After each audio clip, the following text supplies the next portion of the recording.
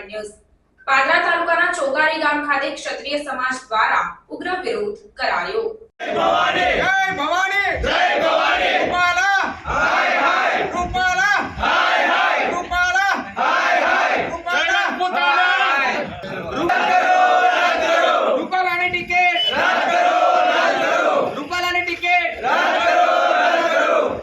તારીખ 15 એપ્રિલ 2024 ને સોમવારના રોજ પાદરા તાલુકાના ચોકારી ગામ ખાતે ક્ષત્રિય સમાજ દ્વારા બેનરો સાથે ઉગ્ર વિરોધ કરવામાં આવ્યો હતો અને માંગ કરાઈ કે જ્યાં સુધી પુરુષોત્તમ રૂપાલાની ટિકિટ રદ ન થાય ત્યાં સુધી ચોકારી ગામમાં કોઈ પણ નેતા કે કાર્યકર્તાઓએ ચૂંટણી પ્રચાર કરવો નહીં અને જો ચૂંટણી પ્રચાર કરાશે તો ઉગ્ર વિરોધ કરવામાં આવશે.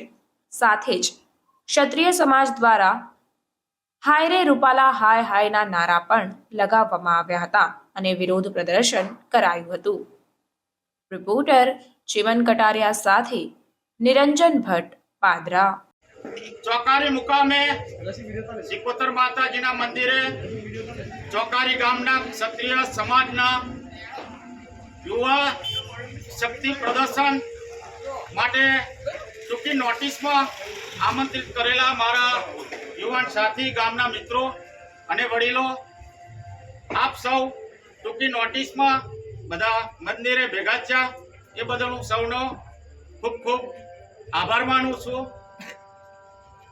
2024 એટલે ચૂંટણીનું વર્ષ 2024માં આવતા મહિનાની 7મી તારીખે ચૂંટણી છે. આખા ગુજરાતમાં પડઘમ ચૂંટણીના વાગે છે. લોકસભાની ચૂંટણીઓ આવી રહી છે. સૌરાષ્ટ્રમાં રાજકોટ લોકસભાના ઉમેદવાર એવા પુરુષોત્તમજી રૂપાલા, કેન્દ્રીય મંત્રી, આગામી દિવસોમાં એક એમના નિવેદનમાં આપણા ક્ષત્રિય સમાજ વિશે બહુ થોડી ટિપ્પણી કરી છે.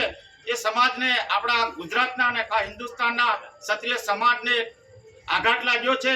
માટે આપણા સમાજને એક જ આહવાન છે કે રૂપાલા સાહેબની ટિકિટ આ ફોર્મ ભરાતા પહેલા રદ થવી જોઈએ.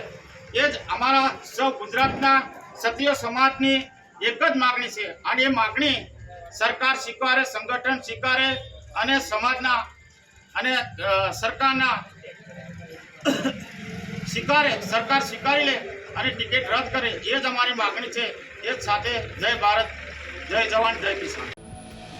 સમાચારોની ઝડપી અપડેટ માટે હમણાં જ જન અર્પણ ન્યૂઝ ચેનલને લાઇક, શેર અને સબસ્ક્રાઇબ કરો.